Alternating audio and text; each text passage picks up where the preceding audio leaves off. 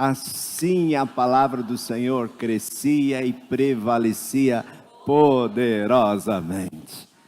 Como é bom olharmos no livro de Atos e vermos a expansão da igreja. A igreja cresceu. É claro que tudo colaborava contrário ao crescimento da igreja. Havia perseguição, havia inimigos, havia aqueles que... Era muito difícil pregar o evangelho. Se hoje nós temos dificuldade, pensa no tempo da igreja primitiva. E nós começamos na semana passada a terceira viagem missionária do apóstolo Paulo. Nós vimos que Paulo começou a percorrer praticamente as mesmas cidades que ele percorreu na primeira e na segunda viagem, e ali revisitando as igrejas, levantando obreiros e ali consolidando o trabalho que ele havia feito na primeira e na segunda viagem missionária. Aqui na terceira viagem, ele vai ficar mais tempo na cidade de Éfeso. Aqui diz 2 anos, mas é bem provável que ele ficou quase 3 na cidade de Éfeso. Ali ensinando, doutrinando, fazendo discípulos. E quando ele fala sobre a sua estadia aqui na cidade de Éfeso, ele escreve a primeira carta aos Coríntios. Provavelmente ele estava nesse período na igreja em Éfeso. Ele escreve dizendo assim, lá para 1 Coríntios, para a igreja de Coríntios, em 1 Coríntios 16, verso 8, ele diz assim: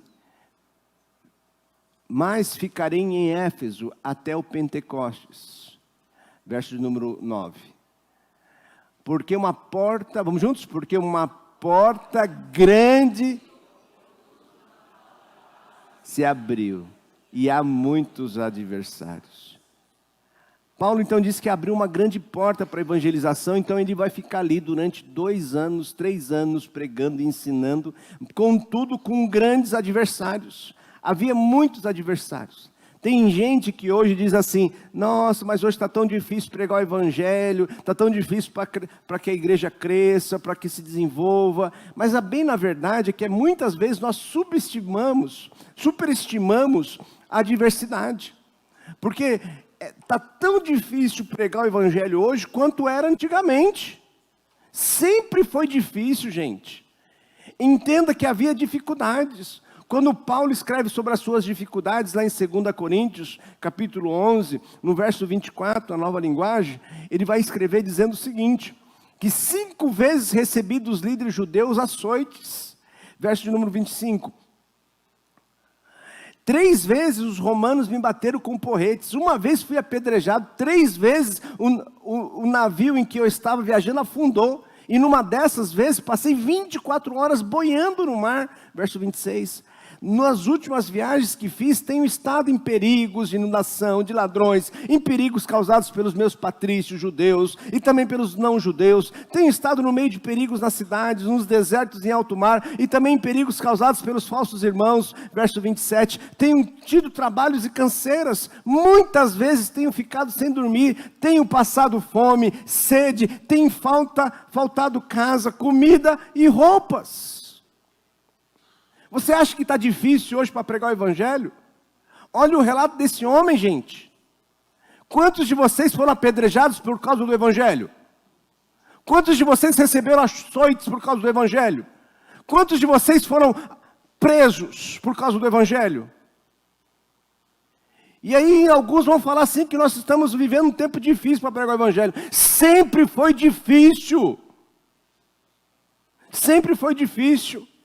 Mas louvado seja Deus que levantaram sempre homens e mulheres dispostos e confiantes nesse Deus que tudo pode, que nos fortalece, nesse Deus que nos encoraja a enfrentarmos as trevas, pois a igreja sempre prevaleceu e sempre prevalecerá, porque as portas do inferno não prevalecem contra a igreja do Senhor. Ninguém pode parar a igreja. Ninguém pode parar a igreja do Senhor. É difícil? Sempre foi difícil. É difícil hoje, sempre será difícil, porque nós estamos nadando contra a maré, contra esse mundo que jaz no maligno.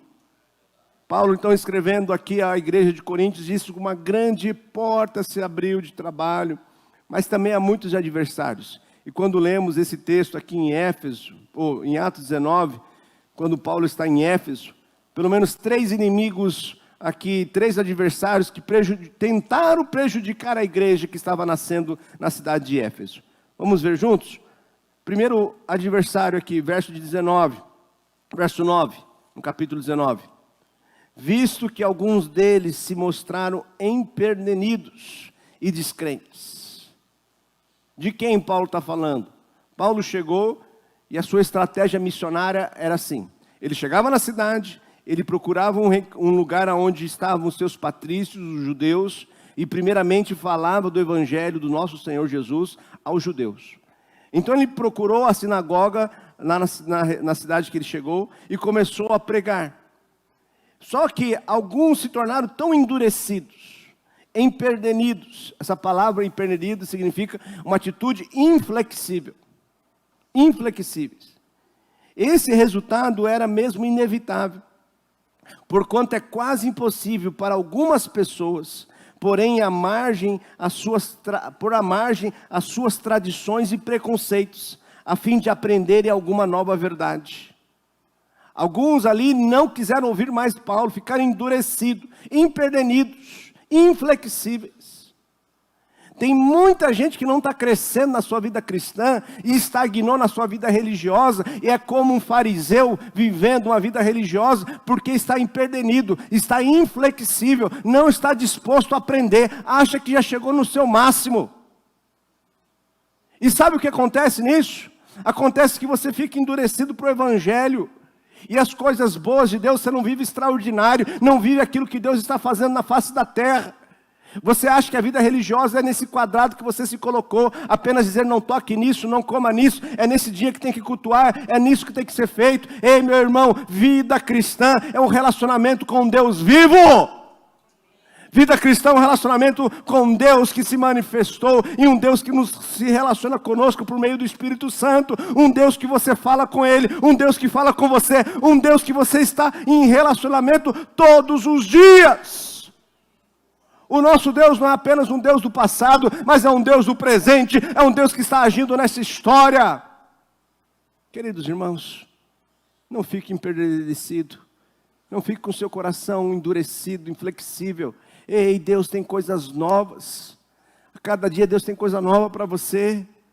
Tem gente que se voltasse em 1980, né, falava assim, não, aquele tempo era bom a igreja. Ai, como era bom em 1990. Tem igreja que fica em 1990, né? Só canta Nimbá. Renascer para isso. Não, como era bom que nós só cantávamos música do cantor cristão. Ah, queridos irmãos, aquela igreja de ontem é para aquele tempo, daquela sociedade daquele tempo. Nós não podemos ficar empedernidos, inflexíveis, porque a sociedade de hoje não é a mesma sociedade de 1990, não é a mesma sociedade de 1980. Nós temos que estar com o coração prontos a receber de Deus a orientação, para que nós possamos estar nessa sociedade sendo luz do mundo e sal da terra. A igreja não pode ser um museu, não pode cheirar naftalina, a igreja não pode ficar estagnada, a igreja a cada dia tem que crescer, se desenvolver e buscar ouvir do seu Deus a direção. Porque às vezes se levanta um Paulo, se levanta um homem de Deus no seio da igreja, tentando trazer a igreja ao momento da nossa sociedade, e muitas vezes há um retrocesso. Aí o que acontece? Eles começam a falar mal do caminho, começam a falar mal do homem de Deus, começam a falar mal do trabalho que Paulo estava fazendo. Verso número 9, o que Paulo faz então? Ele sai dali e vai para uma escola e utiliza aquele salão que era utilizado para estudos filosóficos. E Paulo se reúne com esses discípulos. E olha que interessante, aquele grupo achou que tinha parado a igreja do Senhor Jesus, mas não, porque na sinagoga Paulo só podia pregar aos sábados. Agora na escola de Tirano, ele pregava todos os dias. Naquele momento era só os homens que poderiam ouvir o evangelho, e era praticamente só os judeus. Mas agora Paulo está podendo falar para toda a comunidade. Paulo está podendo pregar o evangelho com mais intensidade. Porque a igreja, queridos irmãos, não é esse espaço que nós estamos. A igreja não é feita de tijolos. A igreja não é um lugar. A igreja são pessoas regeneradas, transformadas pelo poder que há no nome de Jesus, pelo poder da cruz. A igreja é o corpo de Cristo aqui na terra. A igreja é formada por pessoas. E aonde houver 2 ou mais se reunindo, ali está a igreja, se reunindo em nome de Jesus, ali está a igreja do Senhor. Então a igreja é onde o povo de Deus está. E Paulo então foi para este lugar de estudo, e durante 2 anos ficou ali ensinando. Isto não parou Paulo. Em 1 Coríntios 16, 9, então Paulo diz assim: porque uma grande porta, uma grande oportuna para o trabalho me abriu, e há muitos adversários. Trabalho. Olha a palavra que Paulo utiliza aqui, trabalho. Paulo era um homem que trabalhava, queridos. Trabalhava pelo Evangelho. A palavra aqui, trabalho, no grego é energis.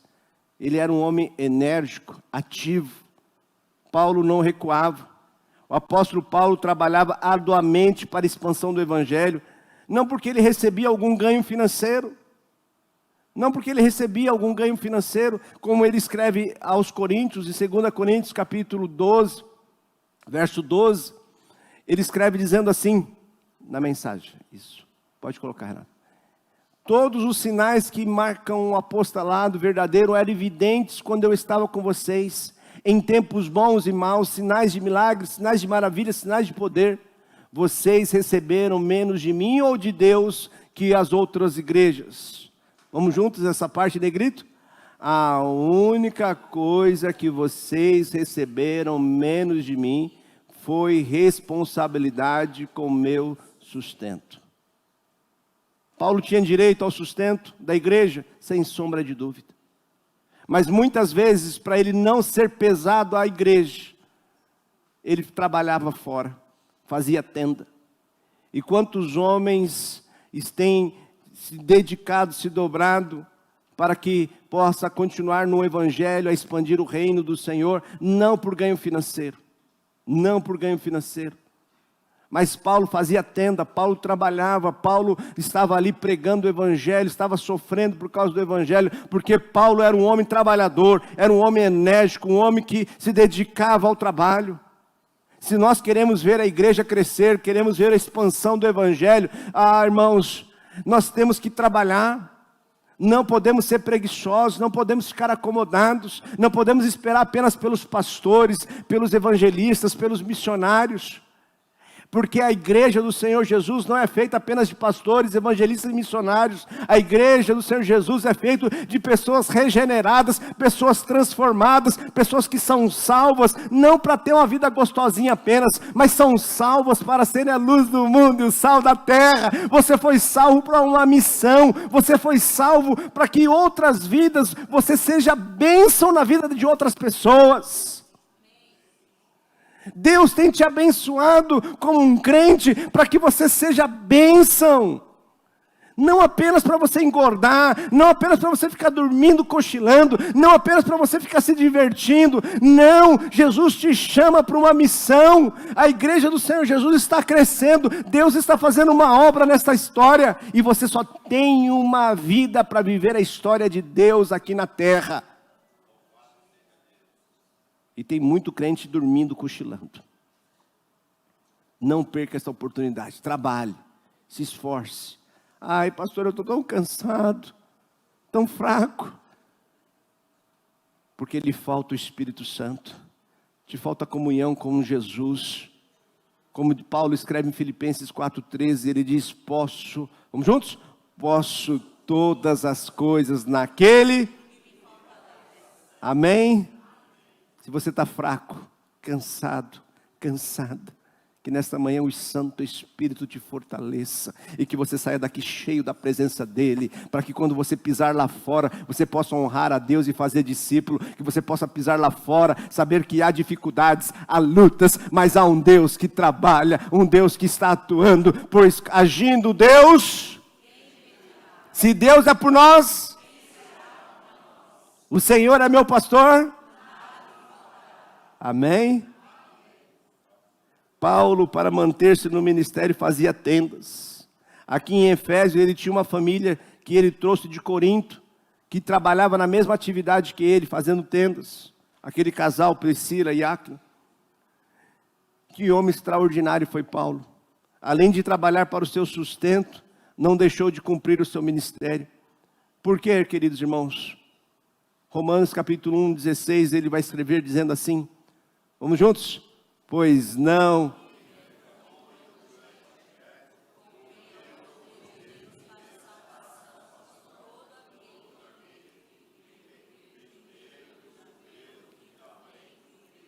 Não se envergonhe do Evangelho. Ele é o poder de Deus. Se você quer algo que vai transformar a vida de alguém, a sua vida, este é o Evangelho. É a palavra de Deus. Não é você ganhar mais dinheiro, não é você ter um emprego melhor, não é você ter uma vida mais gostosinha, mas o que vai mudar a sua vida é o Evangelho do nosso Senhor Jesus. Paulo escreve em 1 Coríntios capítulo 15, 58, talvez um outro motivo, ele escreve dizendo assim, portanto, vamos juntos? Portanto, meus amados irmãos, sede firmes, inabaláveis e sempre abundantes na obra do Senhor, sabendo que no Senhor o vosso trabalho não é vão. Não pare de trabalhar para o Senhor Jesus. O seu trabalho não é vão. Não é vão. Por mais que, talvez você esteja que nem aquela senhora, o pregador foi convidado ali para o aniversário da igreja, e ele sentou do lado de uma senhorinha, e aquela senhorinha disse para ele assim, olha, você sabe que eu estou aqui há 25 anos, e há 25 anos eu faço bolo de aniversário desta igreja. Aí o pastor da igreja começou a agradecer o diácono Ciclano, agradeceu o pessoal do louvor, agradeceu o coral, pediu para o pessoal dar uma salva de palmas a esses irmãos. E aquela irmãzinha se coçando do lado lá, virando para cá, virando para lá. Aí ele terminou, chamou a equipe de louvor. E aquela irmãzinha toda vermelha disse, eu não faço mais o bolo para esta igreja. Queridos irmãos, você não está aqui para ser reconhecido pelo pastor. Você não está aqui para ser reconhecido pelo irmão Ciclano fulano. Se alguém não dizer obrigado para você, não bater palma para você, saiba que lá nos céus, aquilo que é seu está garantido. Pois mais importa ser reconhecido pelo Senhor do que pelos homens. Você que fica procurando aplausos, procurando agradar as outras pessoas, você está errado. Porque o nosso trabalho não é vão, porque o nosso trabalho não são para as pessoas. Nós servimos as pessoas sim, porque servindo as pessoas, nós estamos servindo a Deus. Mas nós não servimos a ela esperando um obrigado, esperando um reconhecimento. É bom quando acontece, né? Mas não trabalhamos dessa forma. Porque quem nos reconhece, quem deve reconhecer o nosso trabalho, é o Senhor que nos chamou para esta obra. Amém? Então não pare de trabalhar. Se você se encontra magoado, chateado, porque aquele irmãozinho não disse nem obrigado para você, olha, lava suas mãos, levanta suas mãos aos céus e diga, Senhor, obrigado pela oportunidade de trabalhar para o Senhor. Porque é muito melhor você receber a bênção de Deus do que obrigado desse irmão. Teve uma irmã, uma certa vez, que eu fui levá-la para comprar uma medicação na farmácia, ela dizia, pastor, eu não tenho nem como te pagar isso aí, pastor. Eu falei, não se preocupe. Porque eu sei quem está me pagando. Eu sei de quem vai vir minha recompensa. Eu sei de quem vem a minha recompensa. Ah, queridos irmãos, o trabalho do Senhor não é vão. Não pare, não desista. Fique firme, pois os inimigos do Evangelho não estão apenas no mundo, mas às vezes estão sentados ao seu lado. Ou lá na frente da igreja. Gente que usa a religião para si mesmo, que constrói templos não para Jesus, mas constrói templos para si mesmos. Então se alguém te machucar dentro da igreja, ei, não fique surpreso. Os inimigos do Evangelho muitas vezes estão infiltrados dentro da igreja.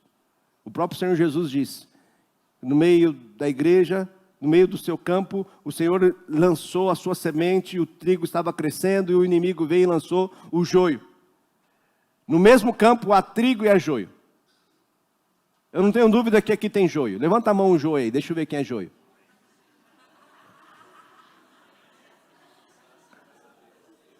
Tem joio aqui, sei que tem. Mas tem trigo também. Então não se surpreenda não. Se alguém algum dia pisar na bola com você, te machucar, te ferir, ei, você não está aqui por causa desse irmão, dessa irmã. Você está aqui por causa de Jesus. Olhe os seus olhos para o autor e consumador da sua fé. É Ele que nos recompensa. Então a igreja começou a se reunir em outro lugar, porque a igreja não é o templo.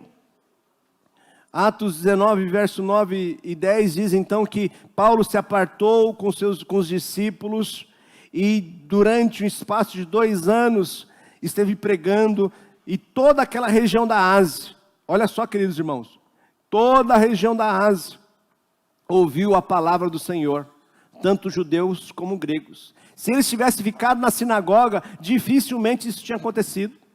Se tivesse ficado dando atenção às picuinhas, se estivesse dando atenção àqueles corações endurecidos, se pode fazer isso, se pode fazer aquilo, queridos irmãos, isso não é o evangelho. O evangelho é se preocupar com vidas, o evangelho é fazer discípulos, o evangelho é viver para a glória de Deus. Muitos estudiosos da Bíblia sustentam que foi nesse período em Éfeso, quando a gente de toda a província da Ásia, tanto judeus como grego, ouviram a palavra do Senhor, pelos lábios de Paulo na escola de Tirano, que o apóstolo preparou vários auxiliares. Foi nesse período, provavelmente, que o apóstolo Paulo preparou Epáfras, Tíquico, Trófimo, Filemon e Arquipo, e por meio dos quais as igrejas foram edificadas nas cidades de Colossos, Laodiceia e Hirápolis. Muito provavelmente, várias ou todas as 7 igrejas da Ásia Menor, que foram mencionadas no livro de Apocalipse, Efésios, Esmirna, Pérgamo, Tiatira, Sardes, Filadélfia e Laodiceia, foram fundadas por Paulo e seus auxiliares durante esses 3 anos de labuta na cidade de Éfeso.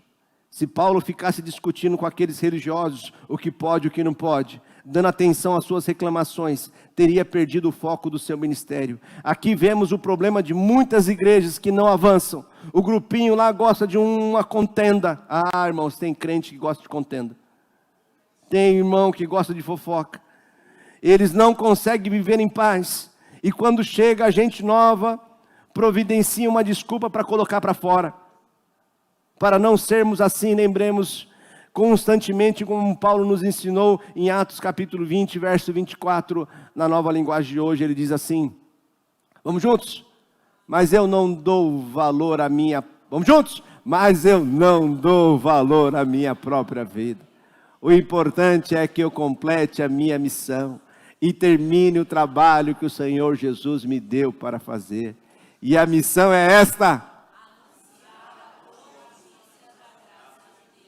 Amém? Não se esquecemos da nossa missão. Se você acha que seu ministério é limpar a igreja, fazer comida na igreja, receber as pessoas na igreja, tocar um instrumento na igreja, cantar na igreja, você está fora de foco. O seu ministério é fazendo tudo isto, é anunciar o evangelho do nosso Senhor, é fazer discípulo. O seu ministério não é apenas arrumar o nosso depósito, arrumar o bazar. O seu ministério não é apenas estar recebendo as pessoas ali fora, não é apenas ficar cantando aqui na frente, ou tocando, ou limpando a igreja. É fazendo isto, você está procurando anunciar a mensagem do Senhor Jesus, e com o objetivo do quê? De limpar apenas? Objetivo de alimentar as pessoas? Não, queridos, o nosso objetivo servindo o nosso ministério deve ser a expansão do evangelho, é fazer discípulos. Escutei certa vez um pastor dizendo, lá no Instagram, dizendo assim, não, na igreja aqui agora, para fazer parte do grupo de louvor tem que ter audição.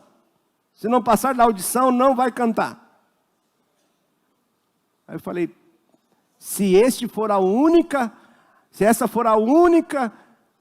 requisito para alguém fazer parte de um ministério de louvor de uma igreja, está fora de foco. Pode fazer qualquer outra coisa, menos igreja isso. Monta uma banda. Vai fazer sucesso aí no mundo. É aqui, na verdade, que no mundo gospel, né? Tem muita igreja fazendo show. Tem umas que até chama show da fé, né? Tem gente que quer show. Se esse for o único requisito de a pessoa saber cantar, fazer os outros tocar, isso não é igreja. Porque o nosso ministério é tocando, cantando, é fazer discípulo. É tocar e cantar, ser um servo do Senhor e honrar o nome do Senhor Jesus. Que adianta a pessoa vir tocar aqui, está tocando no bar da esquina ali, está prostituindo, está fazendo, manchando o nome do Senhor Jesus lá fora, e aqui está tocando bonitinho, cantando bonitinha. Se esta for a única opção para alguém poder tocar na igreja, cantar na igreja, isso não é igreja.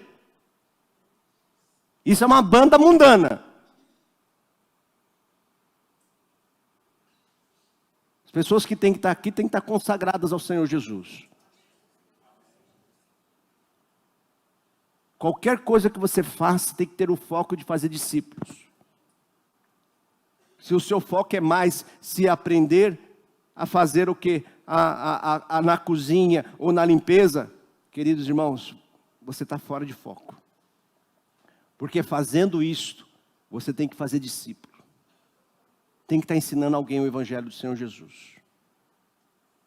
Quem entendeu, diga amém. Paulo então nos ensina que o mais importante é completar a sua missão. E a sua missão é fazer discípulo. É anunciar as boas novas da graça do Senhor. E se esse negócio, como nós vimos aqui, esse negócio de show da fé não é novo não, gente. Esse negócio de show da fé não é novo não. Esse negócio do pessoal querer aparecer na igreja, aparecer querendo se impor na vida das outras pessoas, dizendo que é o máximo, que faz aquilo o máximo, não é novo não. Olha só o texto aqui que nos ensina. Olha o verso 13. Olha só que apareceu um grupinho ali, um grupinho de exorcistas ambulantes. E alguns judeus exorcistas ambulantes tentaram invocar o nome do Senhor Jesus sobre possessos de espíritos malignos, dizendo: esconjuro-vos por Jesus a quem Paulo prega. Olha aí. Talvez esse seja o segundo grupo de adversários que Paulo enfrentou para a expansão do Evangelho: os charlatões, os falsos crentes, os falsos pastores, apóstolos.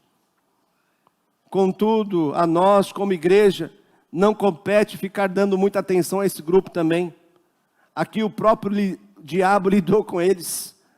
Atos 19, verso 16. E o possesso de espírito maligno saltou sobre eles, subjugando a todos. E de tal modo prevaleceu contra eles, que desnudos e feridos fugiram daquela casa. Então esse negócio não é novo não, gente. É muita gente querendo ter proveito no nome de Jesus. Tem muita gente querendo usar a fé das pessoas para tirar algum ganho financeiro. Isso não é novo. São os adversários da fé, e eles mancham o nome de Jesus. Terceiro grupo, talvez, de adversário, não colocando em ordem, e nós encontramos aqui no texto, o próprio diabo, e aqueles que se utilizam das artes mágicas. As artes mágicas. Éfeso era um centro de magia, era um lugar de adoração à deusa Diana, aonde havia ali muitos magos, feitiçaria. E Paulo então, em 2 Coríntios capítulo 12, verso 12, na NVI, ele diz assim: as marcas de um apóstolo. Quais são as marcas de um apóstolo? Vamos juntos? Sinais, maravilhas e milagres. Paulo então, para demonstrar Deus, então, para demonstrar o apostolado, porque era um confronto de poder, queridos. Ali havia pessoas que usavam amuletos, pessoas que diziam que aqueles amuletos tinham forças, tinham ali poderes. Pessoas tinham poções mágicas, como nós vemos hoje em dia, né? Amarre o seu amor, né? Faça tal porção, faça tal coisa, usa tal amuleto. Então Deus, para mostrar, para ter um confronto de poder diante dessas magias, diante desses demônios, mostra para nós em Atos capítulo 19, verso 11, olha só o que o texto diz: Atos capítulo 19, verso 11. E Deus fazia extraordinários. O milagre para o milagre já é extraordinário.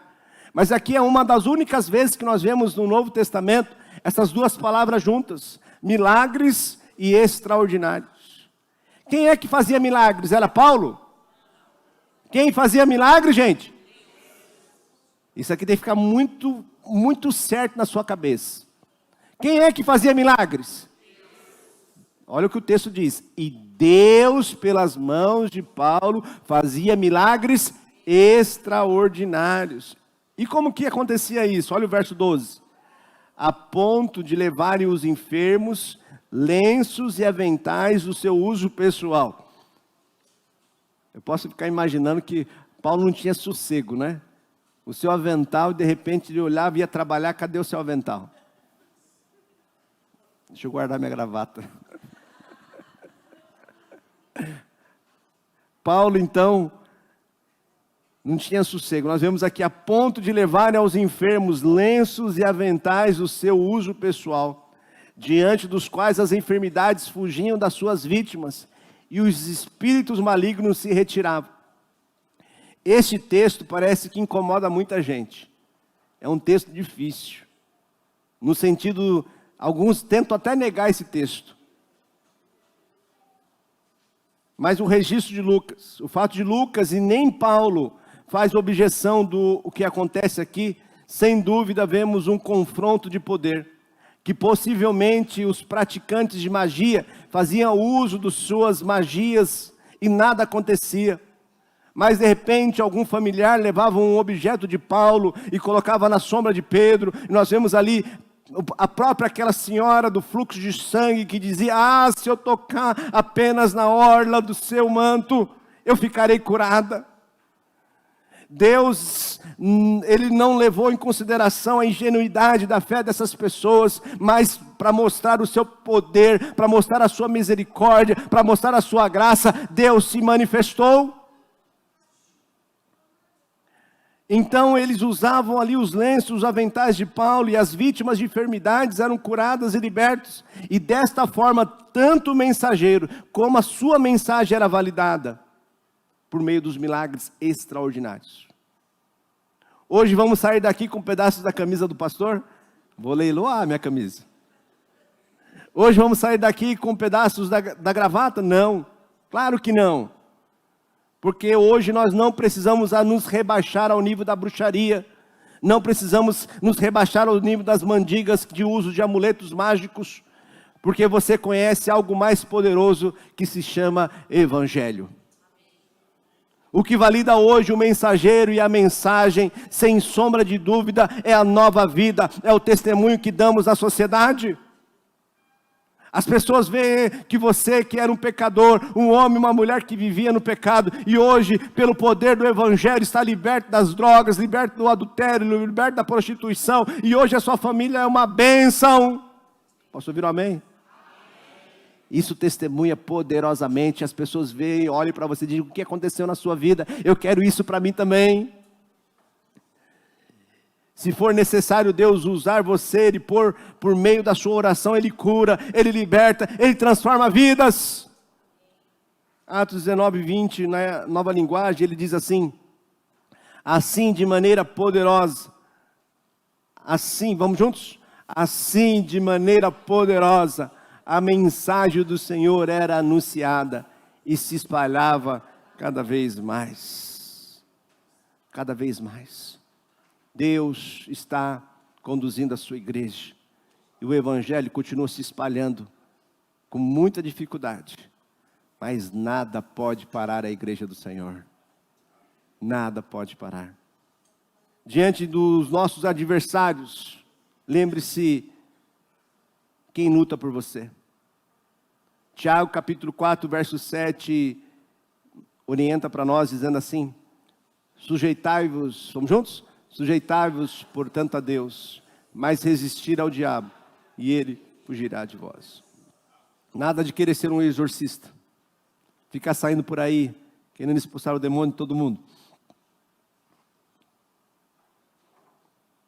mas resista a ele e viva para o louvor da glória do Senhor. 1 João capítulo 4, verso 4, nos ensina que você não precisa temer ao diabo, aos espíritos enganadores, aos inimigos que se levantam contra a igreja do Senhor. Em 1 João 4,4 diz assim: filhinhos, vamos juntos? Filhinhos, vós sois de Deus e tende vencido os falsos profetas, porque maior é aquele que está em vós do que aquele que está no mundo. Aquele que está em vós. Porque é interessante esse capítulo, nós começamos falando sobre aqueles 12 batistas que não conheciam o Espírito Santo. Então Paulo prega sobre o caminho e eles são batizados no Espírito Santo, porque sem uma transformação interna, sem essa força, sem essa capacitação que vem do Espírito, nós não conseguiríamos viver uma vida cristã. Então nesta manhã, que você lembre-se que você tem uma força que vem do alto, que não vem da força do seu braço, mas é o próprio Deus que luta por você. É o próprio Santo Espírito habitando em você, te capacitando para vencer os inimigos, vencer a Satanás, vencer as barreiras, vencer as dificuldades e as lutas do dia a dia. Mas com qual propósito? Lembremos do qual propósito da nossa missão. Não se esquecemos dela. Mateus 28, 19. Esta é a nossa missão. E que nós saímos daqui, ou façamos o que estamos fazendo aqui, com este propósito. Vamos juntos? Ide, portanto, fazei discípulos de todas as nações, batizando em nome do Pai, do Filho e do Espírito Santo. Você tem uma missão que o Senhor confia a você.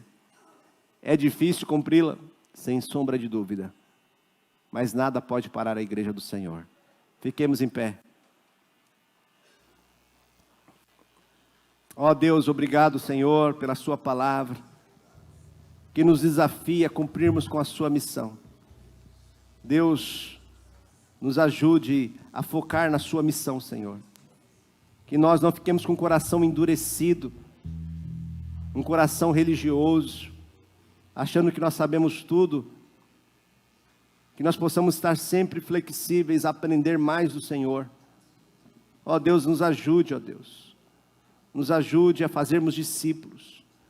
Nos ajude a acolher aqueles que são diferentes de nós, aqueles que têm mais dificuldade que nós, para que através do nosso testemunho, do nosso ensino, da nossa dedicação a esta vida, ele ou ela possa crescer para louvor da sua glória. Ó Deus, que nós sejamos uma igreja acolhedora.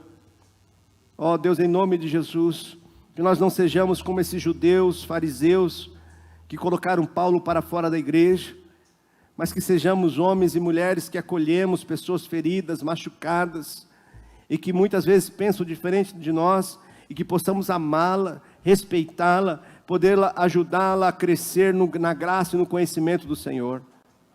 Ó Senhor, ajude-nos, ó Deus, ajude-nos a não perdermos o foco da nossa missão. Ajude-nos a andar no seu caminho. Livra-nos de todo o mal.